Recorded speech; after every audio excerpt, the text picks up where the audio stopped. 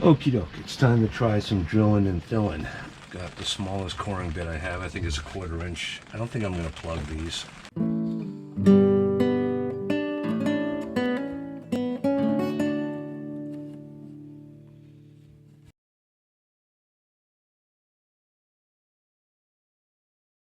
If I knew that I'd be putting new screws in all of these holes for sure, because even here, like, the pattern is not necessarily going to be the same. I would plug them with more wood, but I think I'm just going to fill them with epoxy. But let's see if this will actually work, if I can actually get these stainless nails out of here.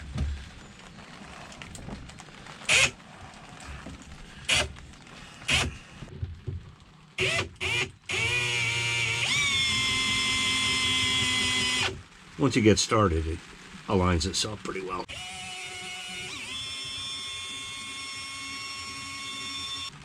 I need something to pull that out. Okay, I can kind of twist it out now, I think.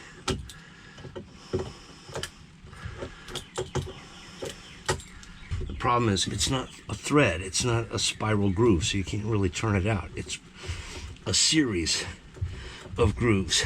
It's ringed, so it doesn't want to pull straight out. That's why I didn't try to pull them out in the first place.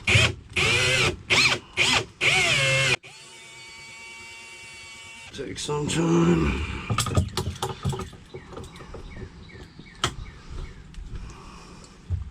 Perfect rainy day project. It's been raining for 3 days straight, and it's going to rain, I think, through Friday. There we go. So I know now that they extend about a 1/2 inch into the wood on average. One. It's starting to get in my way. That's not going to be a problem. This one could be a problem. It's tricky. I don't want to snag the coring bit on the screw, or it will break. I've already broken one trying to get the screws out this way.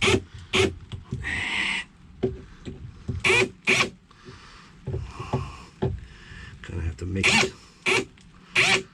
Okay. Oh. Nope. Needs more.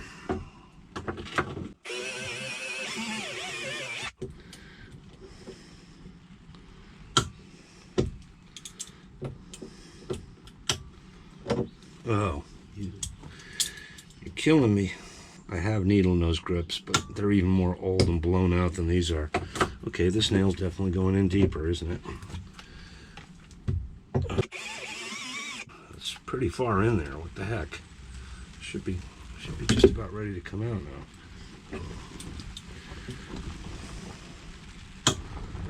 Oh.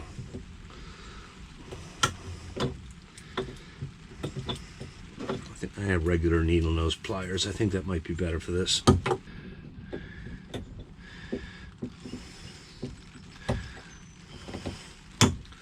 Damn. How long is this nail anyway?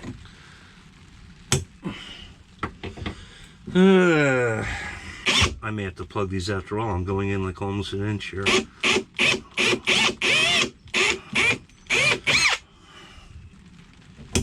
Wondering now if this is worth it. Holy Moses, are you kidding me? I was actually planning on doing a half day today and going home because it's Wednesday. I have work Friday, and I really need a day at home to deal with stuff and rest before I go back to work, and then come back here for the weekend. But I don't think I'm gonna, at this rate, I'm certainly not gonna get all these out today if I do a half day. So maybe I'll do a full day. That's really deep.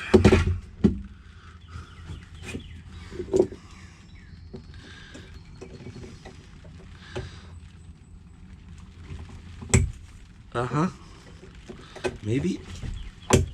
Jeez. Maybe I can get the grips on it again. All right, let's just go. I'm going to go as deep as I can. May as well.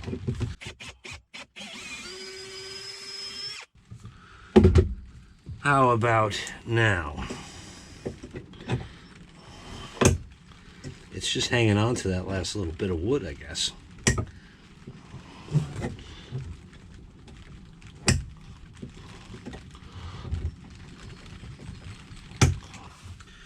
This is somewhat frustrating. Well, upon reviewing the situation, I've made a decision. I think I'm just going to deal with these on a case-by-case basis. Because it just occurred to me just now that I also have structural screw heads that I have to account for when I lay out the new planks anyway. So, because this is going to take like a year and a day to do it this way. It's stupid. Then I have to backfill it. Then I have to wait for that stuff to cure. Then I can prime. I think what I might do instead today is sand down what I got, where I had to fill little areas, and maybe throw some primer on top of all this. I've already I made a whole mess of marks here so I can lay out a template based on one half of this. So I've already transferred those to paper so I can paint over all those markings. But yeah, I think that's the thing to do here. Make some use of this morning. I also got to make a run to West Marine. Actually, I should make the run to West Marine on my way home, so I'm not wasting time and fuel coming back here. Yeah, that's a great plan, Sean. God, you're a genius.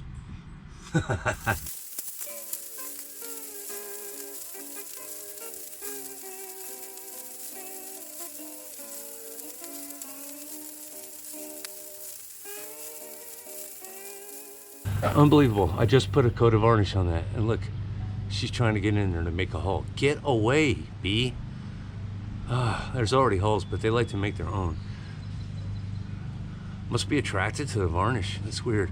Anyway, that's still not ready for a second coat, but I got some other stuff to do related to the sprit.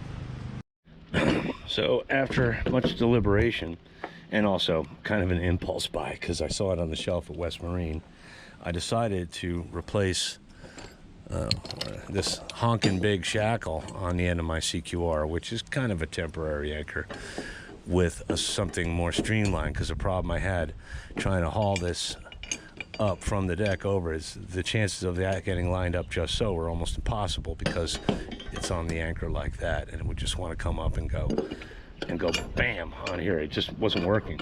And I didn't want to have to, especially because I'm going to move this forward halfway down this up the sprit. I don't want to have to go all the way out there and long arm the shank of this 35-pound anchor over the roller. So I'm going with a swivel. This is a Kong swivel. They have a great reputation. I would prefer, and I will probably eventually transfer this to the backup anchor and get one, I don't even know if Kong makes them, that not only pivot this way, but they also swing that way.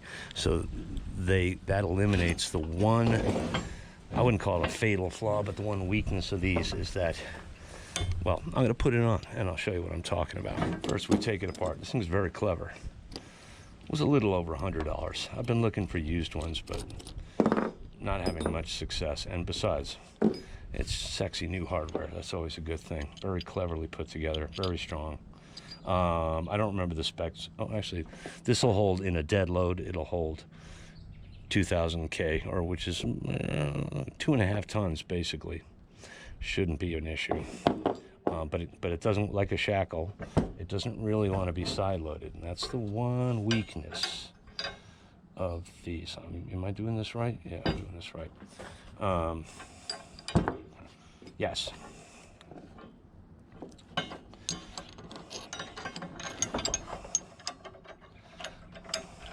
And the clevis is just big enough to fit on this 3/4 inch eye on the end of the shank. I'm going to grab a piece of chain, put that there. It just traps the chain. I will put some Loctite on this, not the permanent stuff, the blue stuff.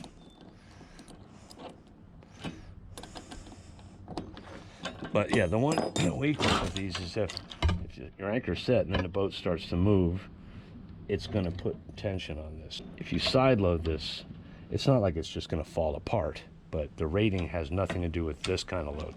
The rating, the 4,000 kilogram load rating, is for this. So Could be an issue. I've seen pictures, I've heard the stories. I know. I've heard the stories.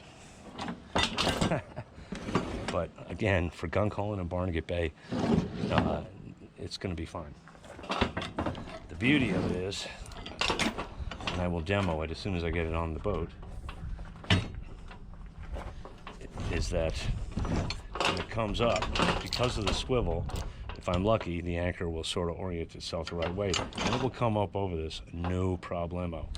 As for the side loading issue, one nice thing about CQR, although they're not everybody's favorite anchor, is that it doesn't have a fixed shank. It has a pivot. So let's say we're set, we're hooked in the sandy, grassy bottom, and the boat starts to turn in the wind. It's going to turn itself around, so it won't really be side loaded. For a better anchor, like a rock nut or something like that with a fixed shank, it could easily start to go like that, and it'll be a question of which is going to give first, the hook in the bottom or this clevis. But again, for my immediate needs, not a concern of mine. I don't need this tackle to put the boat in the water, but it'd be nice to have it done. I managed to get 3 coats of varnish on top of the penetrating epoxy on the Bowsprit today. They were hot coats. I didn't wait till they were cured and then sanded and then put another coat on. It's kind of a high pollen day and kind of breezy, and every time a vehicle goes by on this driveway, a ton of dust gets thrown up. This is the way it is when you're outside. I gave up on trying to make it mirror smooth. The wood is so rough, there's really no point. So you can, up close, you see little specks and things, but the important thing is that it's well protected now. And tomorrow morning, I'm gonna start messing about with the cranch iron, and I'm gonna go with chain, bobstay, and whisker stays, and I'm gonna mount the rollers and all that kind of cool stuff. I was about to head out to the store to get supper, and I had some thoughts I hadn't recorded yet that I wanted to share. And while I explain, we can enjoy this shot of Nina looking so much better, little better all the time. I'm messing about with ground tackle and varnish today because I'm gonna wait a little while on the aft deck project. I do have some of the pieces I made out of black locust that I brought just to look at the whole curvature situation. I'll explain a little bit about, do a little show and tell about that tomorrow. But I discovered to my dismay when I did a more accurate layout to determine how much lumber I'm gonna need, I discovered that my estimate was off by about 50%. I think maybe I only calculated for 1/2. It was almost exactly half off. So that piece I've got, it's not going to yield enough to do it. But I have a line on some other black locust that's already milled to much more manageable proportions, pretty close to me, out south of me in York, Pennsylvania. I haven't heard back from the guy yet, but with any luck, I'll have that in hand in a week or so. And yeah, by 4th of July, maybe on the outside, the deck will be done. The rig will be ready. I'll have my stays redone. I'm hoping to get the rollers and the cranch iron and the chain forward, all that chain forward on tomorrow, such as it's going to be. Probably not the final form, but certainly good enough for now. And a bunch of other stuff too. The hatch I gotta wait probably till she's in the water. That's just gonna be a major job. I also have started collecting electrical components. I didn't bring them with me, but when I go home, I'm gonna start working on a panel, a central electrical panel. I do have a template. Maybe I'll show you that this evening or tomorrow. I don't know. Anyway, that's the deal with the aft deck. I haven't forgotten about it. I'm not merely distracted, although it's nice, kind of like taking care of the stuffing box and the zincs. It's nice to take a little break from something that you've been obsessing over for months and take care of that thing that keeps popping up in the middle of the night in my brain. I think, oh, it'll only take like 2 hours. Why don't I just bang that out, you know? Anyway, look at her in the setting sun. She definitely looks better. The topside seams are starting to crawl a little bit. That paint is starting to crawl a little bit, but that's okay. That's what happens. It's a wooden boat. Nothing's peeling yet. That's the important thing, and that can be touched up later. Lyle was here today with Doug. They have the Seafarer. They've started giving her some TLC. There was a lot of sanding and loud copyrighted music going on and just utter chaos, so I didn't bother shooting any of that. But good news is, real soon, she brought her artist brushes. She's going to touch up all my crappy paint lines, especially the one at the top of the waterline. I have more of the Seattle gray. She's going to start with that. And she's going to bring her from a 10-footer to maybe a 3-footer in terms of aesthetics. Lyle's good. She doesn't need tape. She's good. It's gonna be cool. I'm hoping she doesn't mind if I record some of that, because she's good, and you'll appreciate it, I think. So yeah, excitement. I haven't got bottom paint yet. I haven't decided yet what anti-foul I want to go with, but that has to happen real soon. That's going to happen definitely sometime in June, if not this month. Well, we got 2 weeks left in May.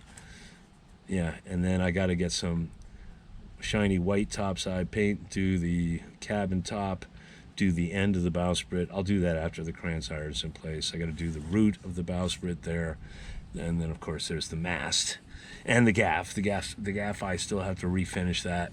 I think, I don't know, 2 quarts of that, of some kind of good white we'll take care of all that. Play it by ear. I haven't selected a color yet.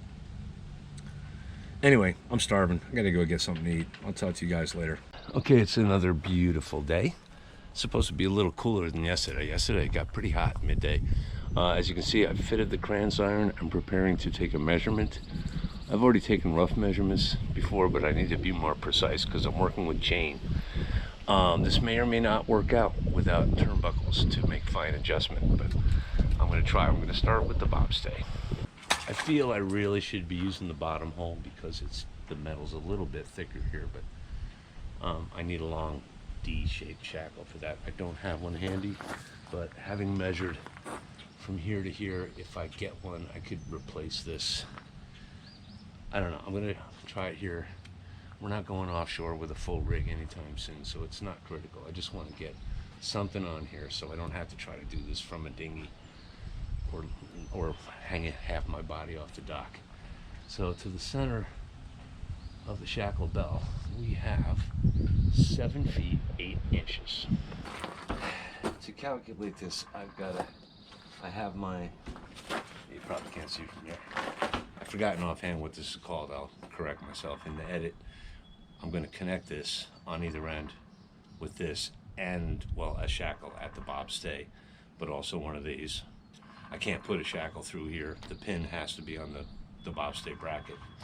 So I've got to have 2 of these connecting links, so I have to include these in my measurement and the shackle. I'm not using these for the bobstay. I forgot. These are going to be for the whisker stays. For the bobstay, I'm using these. Again, I forget what they're called.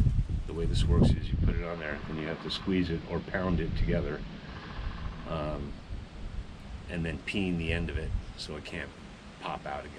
Same. It's close. These are a little bit shorter, so I may have to mix and match these, but I'm planning to use 2 of these for the bobstay and then 4 of these for the whisker stays. 7'9" today.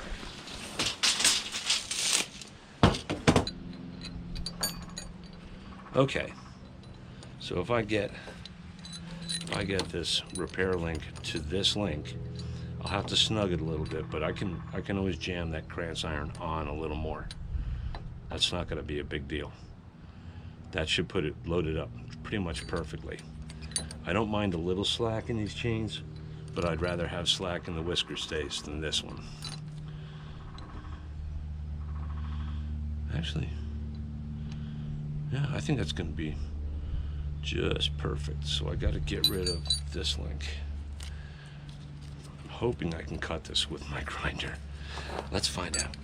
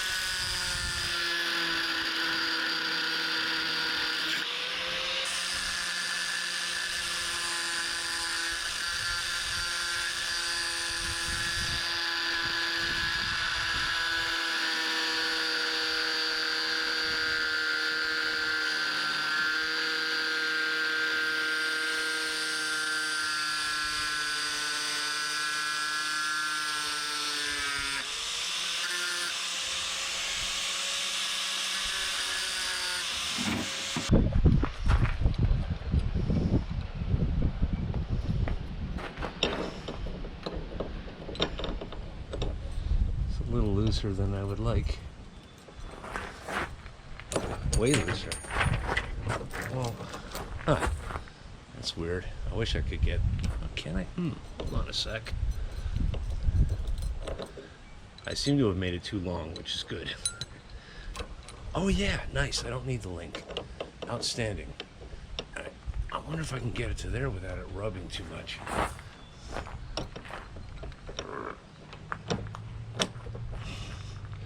That's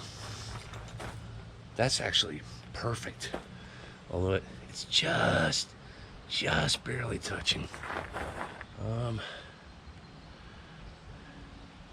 If I make it to that hole, I'll probably have to lose a link, but that's okay. Making this shorter, it's a lot harder to make a chain longer, in my experience. But I don't know if I can, yeah, with the other link on there, I don't know if I can get that through. So, yeah, it could work either way. So I'm gonna start with this. I don't like that it can almost touch that, but I'm pretty sure I can live with that. Try to take the twist out of the chain. Oh, it doesn't want to be like that. Well, it's gonna have to have a little twist to it. A half turn. It's almost too tight, but again, before I go nuts with fitting this, I want to fit at least one of the whisker stays, because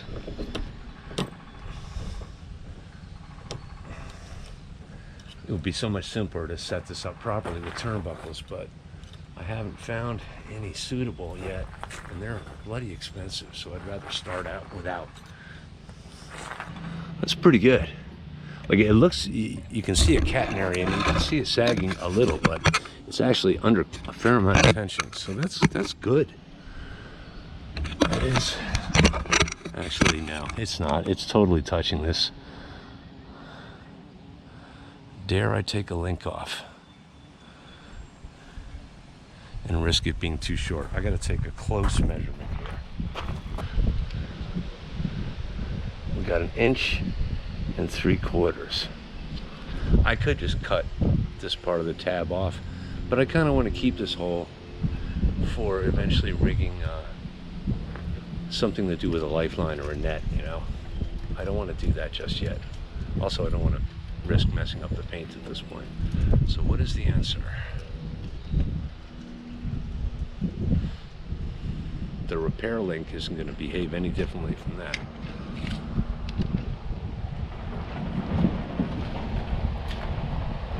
It's 1 inch and really from that. It's 1 3/4 inches.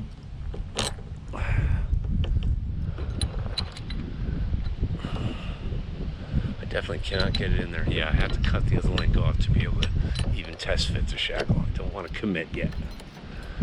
So we'll try this. I can always bash the cramps iron on a little bit more, but that might make my run for the that could be narrower, couldn't it? That might make my my run for the whisker stays too short.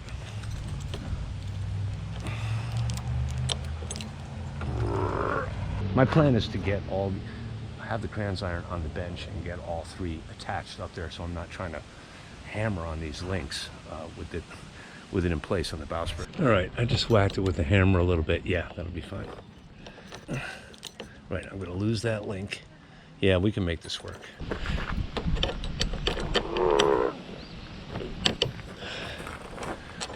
I need another pair of hands to pull the slack out of the chain. Oh, it's got to go on quite a bit more.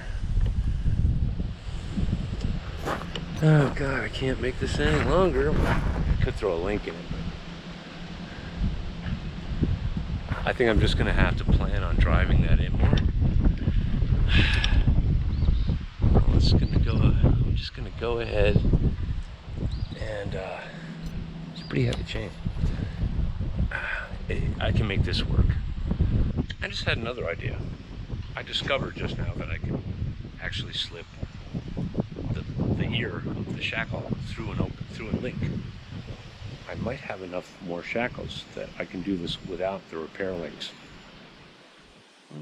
At least for the bobstay. Let me check it out. Okay. More experiments. I think this is going to work best. One of these at either end. It's the tension right now is just perfect. It's tight enough that there's almost no belly, but it's loose enough that I can actually jam these in place. It's going to be tricky to close these up in place without anything bad happening, but I'm going to try this. I'd rather not waste shackles on this anyway. I kind of have to have links, I just realized, on the whisker stays, because the shackle pin riding at an angle on that will not be good. It'll be twisting the eye, if you know what I mean. This will all play cleaner. I have enough of the other kind of link to do my whisker stays. So I'm going to fit one and see what we got. Well, this is a bummer. This whisker stay is definitely correct. If I have another repair link and a shackle, it goes right to the whale chain plate. I counted links. I guess I cut the wrong one. I either have to go get another repair link or see if I can replace this with a shackle. I don't think it's gonna be. This is so perfect. The tension is just perfect. All right, this nice bronze shackle. The other nice thing about this is the problem with a shackle is that the pin, you know, it has some play to it, which isn't the end of the world. It's going to normally be under normal tension, but I just don't want to deal with going to get more hardware today. I have great momentum today. Let me try to get this bad boy off of here. Oh, I don't even know if the ear should fit through there. Try to get this sucker off. Okay.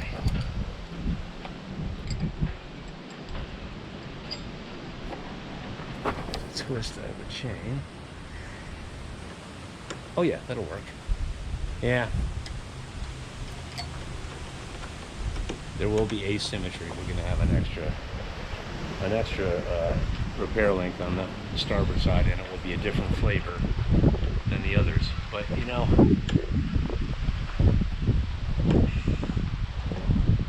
as any good auto body man will tell you, they only look at one side at a time. It's just a shade looser now. Dang it, I tell you. Not easy being stupid. This galvanized one is shorter, but it may be too short. Oh yeah, I think so. Yep.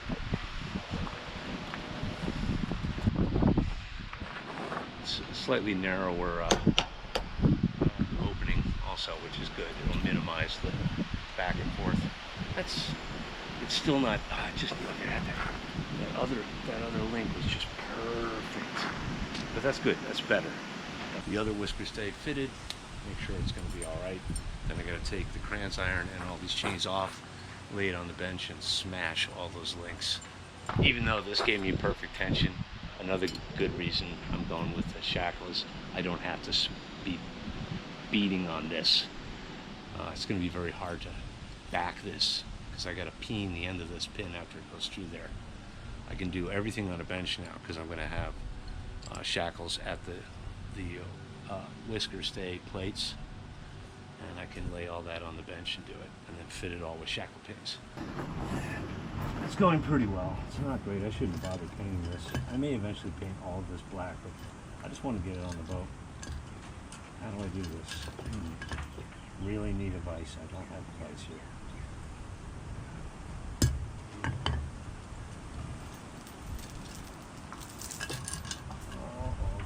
Thinking.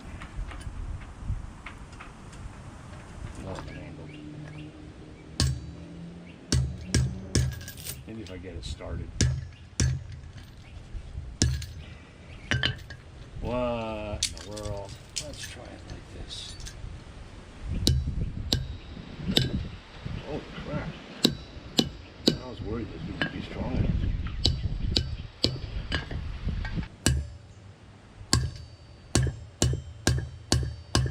Okay.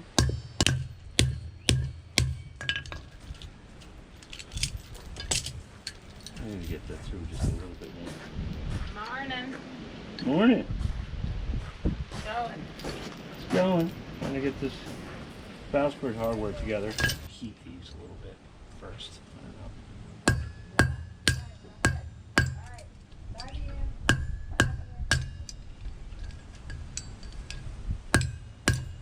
Why do you keep going that way? Don't go that way. You like to hear. How about that? Ooh, yeah, that might work. Over to the wood.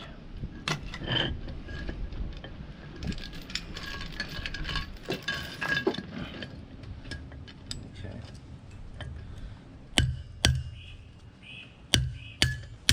Just wants to roll away from the damn vice grip. No matter what I do. This whole thing is bouncing too much. I need an anvil, I need a vise, I need a shop. I need to be in a shop to do this.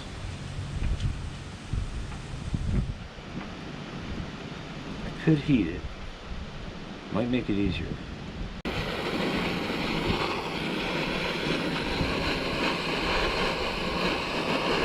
So here we are. I think we got a thing here.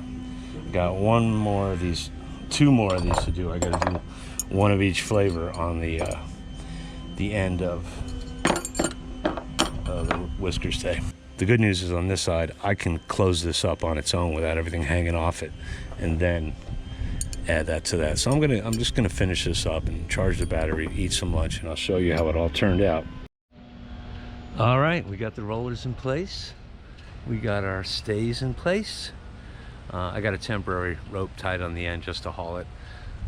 Although I will make a better, I'll probably do a splice tie on that, and that's already tied off to the Samson post below deck.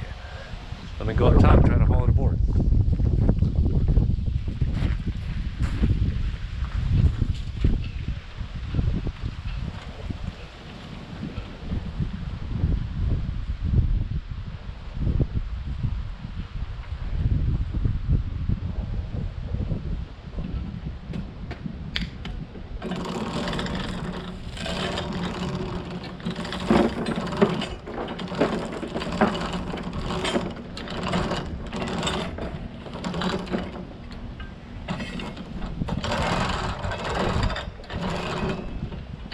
Yeah, I need a trip line on it, partly so I can turn it.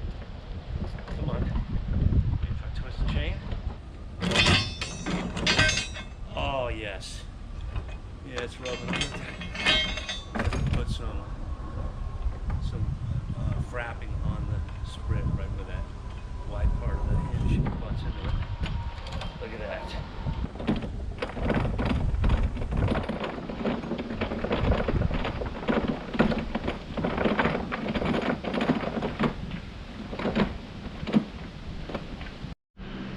How about that? Much leaner and meaner. Much less clutter. As spectacular as the old rig was, and it was very well made, it was just ridiculous compared to this. This is not its final form in terms of dealing with the anchor rod and all that jazz. Went underway, but it's going to be perfectly adequate for now.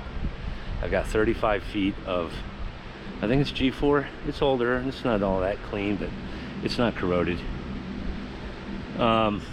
That's more than enough for Barnegat Bay. I'm never going to have more than, unless I anchor in a channel, which is not a good idea, I'm never going to be anchored with more than 2 feet under the keel in Barnegat Bay, as far as I know. I think the anchor will be fine. I think the swivel will be fine. It certainly runs over those rollers much easier without that big old shackle on there. I know it's not ideal to have the clevis right on the end of the shank like that, but again, should be all right. I've got an interesting backup anchor that I'll show you guys soon. I don't know if I'm gonna leave that astern to use as an, oh my gosh, gotta stop the boat kind of thing, or what, but it could certainly stow up there next to that.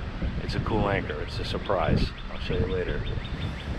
As for the rest of this mess, at the end of the sprit on that top eye, I have to put a turnbuckle. I also have to put a turnbuckle for the inner forestay to replace that lanyard, which really is not going to work. And if I want to rig the staysail boom, I'm better off with a turnbuckle in terms of attaching a gooseneck to that stay. I'm still kind of shopping around for those. No rush on that. I'm also going to have to rig something out there to accommodate the forestay for the top mast, which will be lighter rope, but still needs a home. Probably just after that Kranz iron. I have a wooden stopper that used to live farther back on the bowsprit. I'll probably mount that up there and do some kind of horse, some kind of you know, spliced eye, ideally.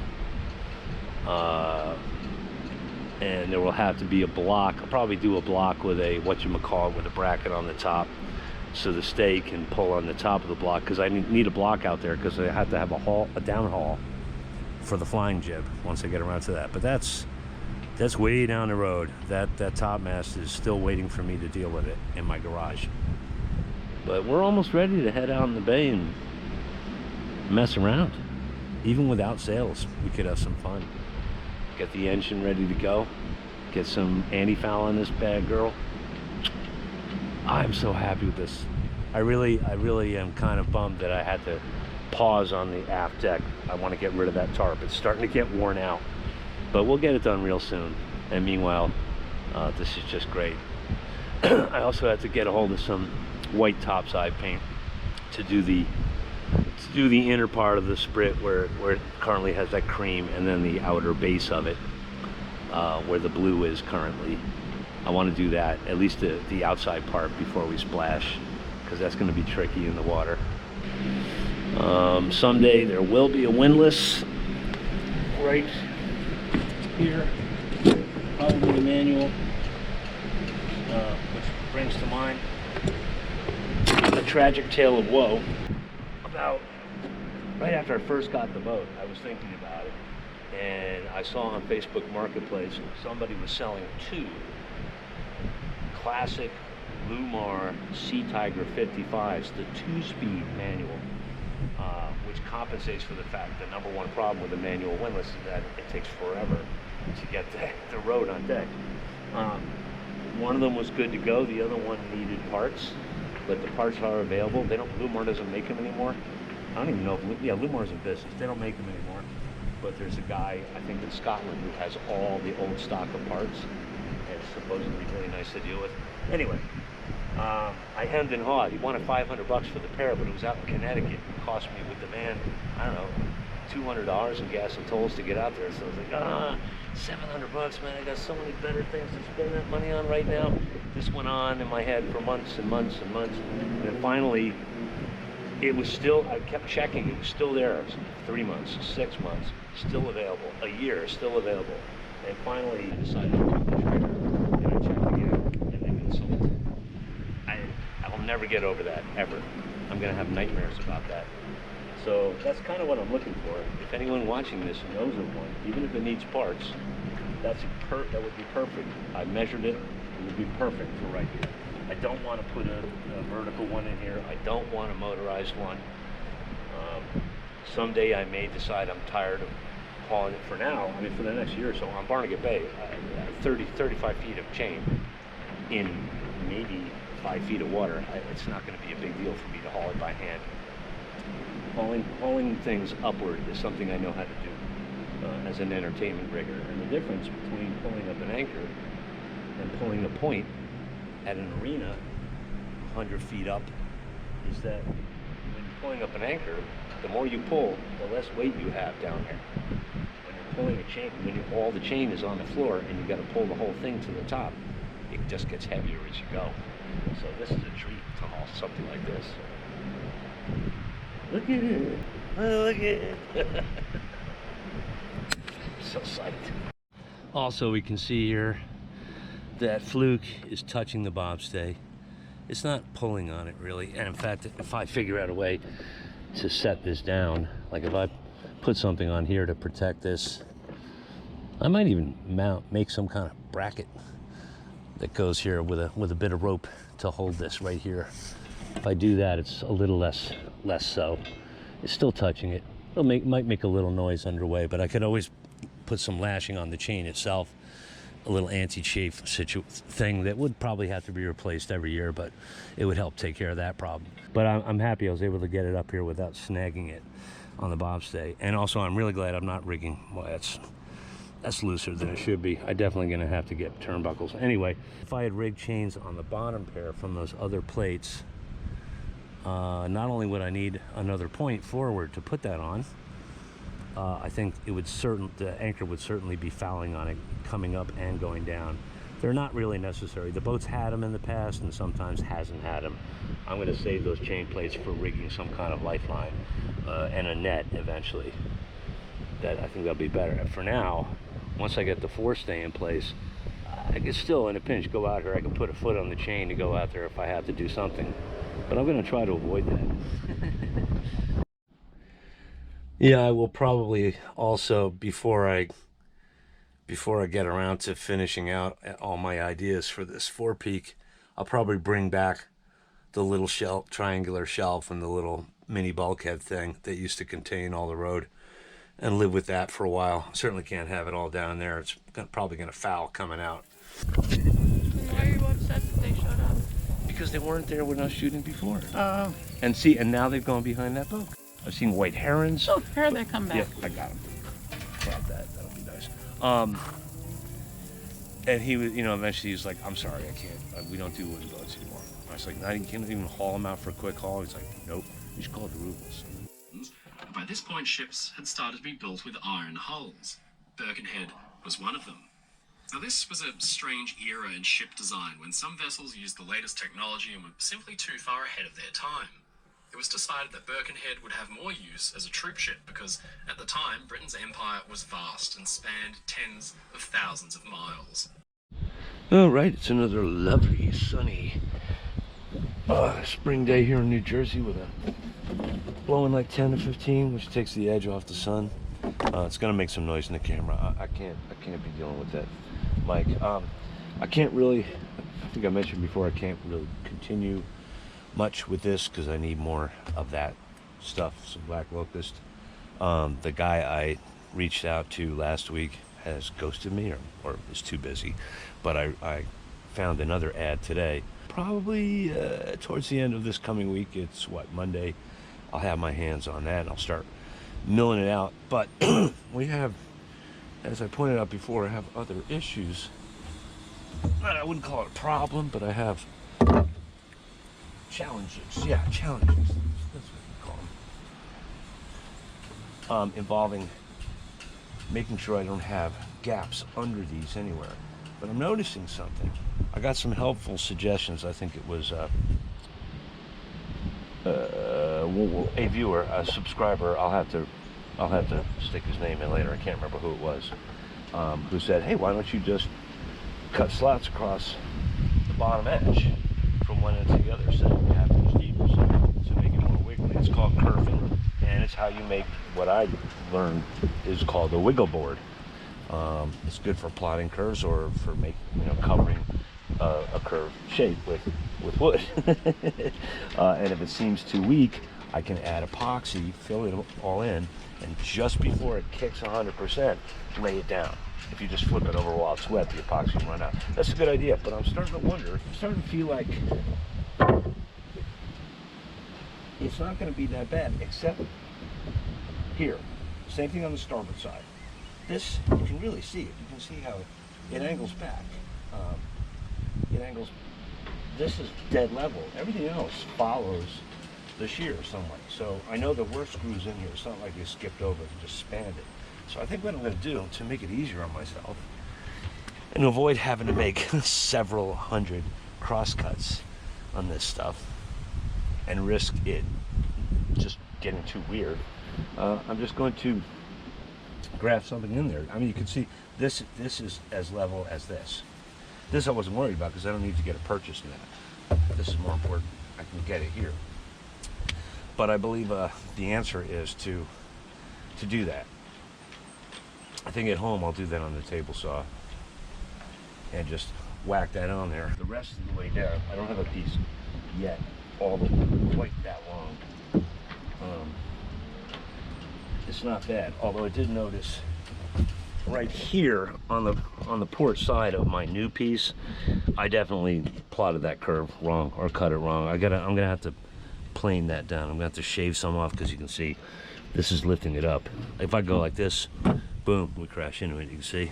And if I go here, it won't tuck under there as it should. Whereas on the starboard side, I got it right. Yeah. That tucks under there. It's a bit of a gap, but that's all right. I don't care. That's all gonna get sealed. Oh, actually, yeah, no, it tucks under the seeker. That was the measurement I took. Yeah.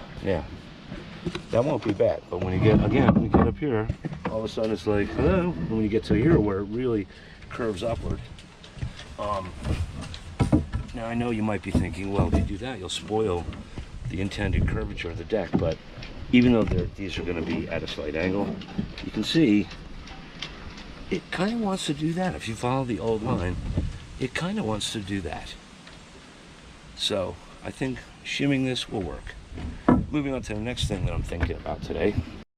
All right, well, that's close enough. This is a template of the lazarette, the ring part of the lazarette hatch, which is cast aluminum. The hole I need to cut is roughly like this. The outer edge of the flange is about here. It wants to live right about there. That's where it originally was relative to the bits. So my problem then, see, I'm just gonna have a butt against that, is that I've got free floatingness here, which is not really good. I also have, so I'm gonna have pieces, these are all way too long to demonstrate, but the 3-inch pieces will come right on top of this. Before there was plywood that would support everything, that supported the teak, but whereas if I have these here, well, actually, that's not that. Yeah, if it's screwed down there, and it's hanging over the edge, this side will be okay.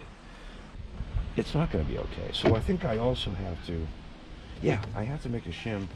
I have to fill this. I should have done that before. I should have cut this piece with a bevel in it so that it would all be co-planar with these. If I do that, this will lay down here, happy. Yeah, I won't have to, I'll get screws, it's 3-inch piece. It should be good to go. Thinking I was gonna through bolt some of these, but this was all through bolted.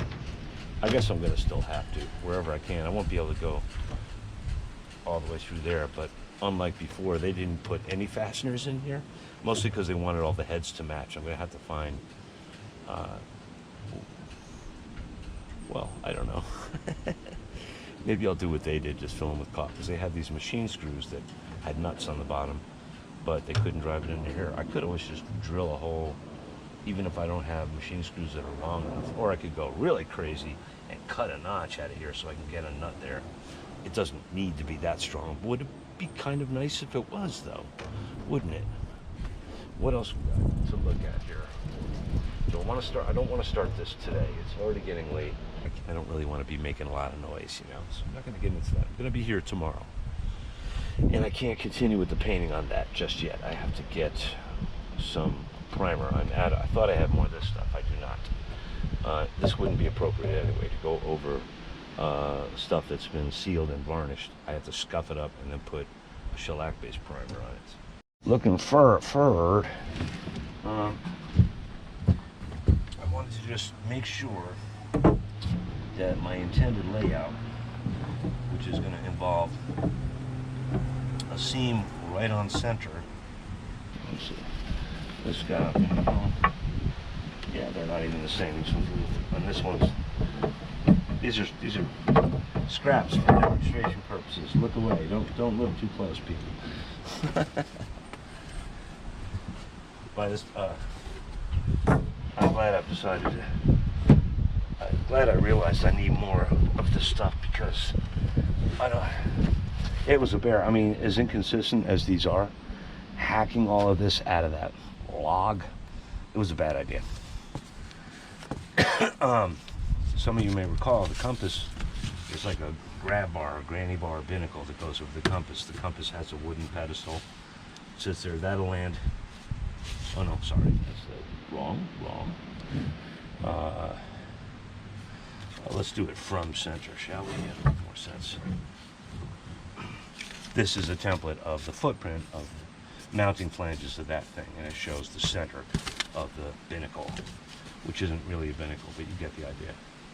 So that should be fine. It's going to straddle, this thing will straddle a seam quite nicely, and my flanges will land on a solid piece.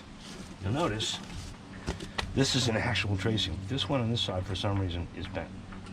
It's stainless steel tubing that's welded. I don't know if it was welded wrong or it got twisted, but I was like, I'm not messing with it. I don't want to break it. So I'm not going to try to twist it back. So it's going to be what it is. That's where we're at with that. I might sand. I had to come back with epoxy over this primer. I'm not going to sand today. I'm going to call it an early day, I think.